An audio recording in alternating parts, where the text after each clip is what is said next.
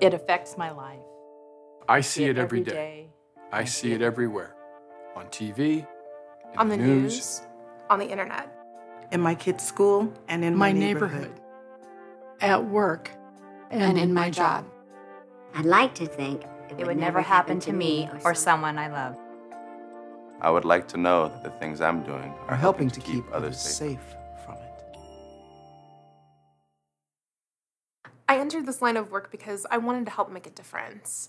I want to be able to give people some of the tools that we all need so that we can help end sexual violence. I think that it's a journey to get there, but I know that if we work together, we can do it. In 2010, the Center for Sex Offender Management conducted a survey. One of the things they had in their survey was a question about if people wanted more information to find out how they could help prevent sex offending in their community. 84% of people responded and said, yeah, we really do want more information to see how we can help.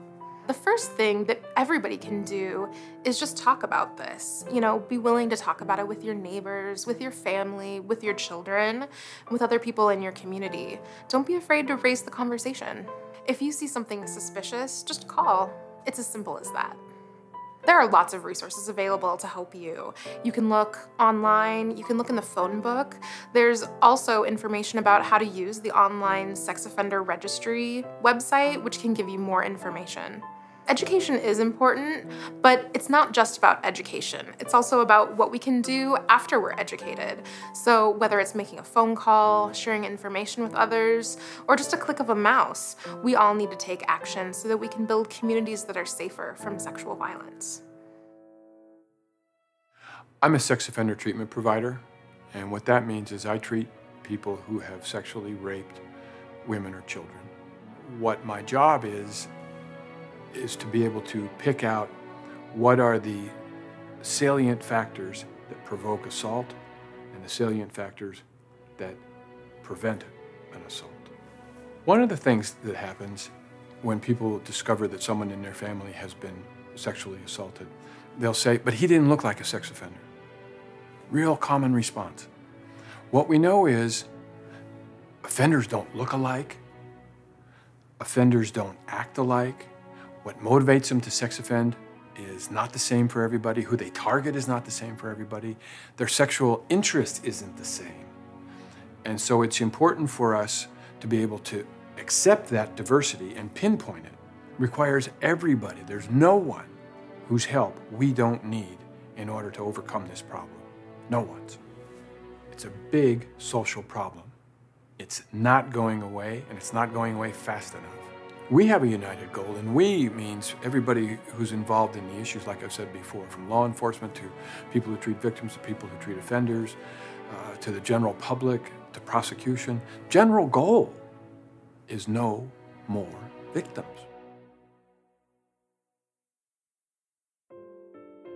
You know, I truly do have a vision to end sexual assault and to create communities free from sexual assault. 60% of sexual assaults go unreported to law enforcement. 2/3 of sexual assaults are committed by someone the victim actually knows and trusts. And 44% of victims are under the age of 18.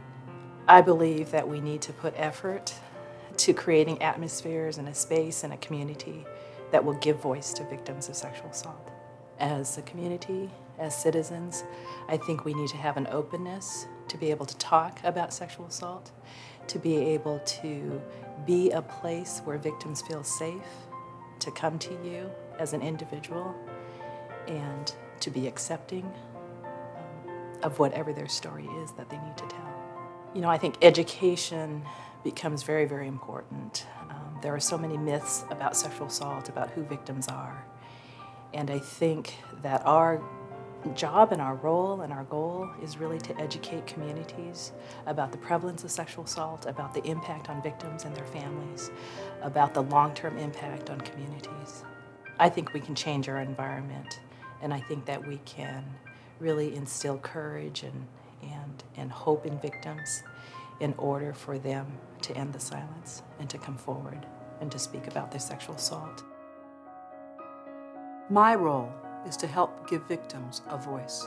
To stand up and speak out. To educate, to help prevent sexual violence.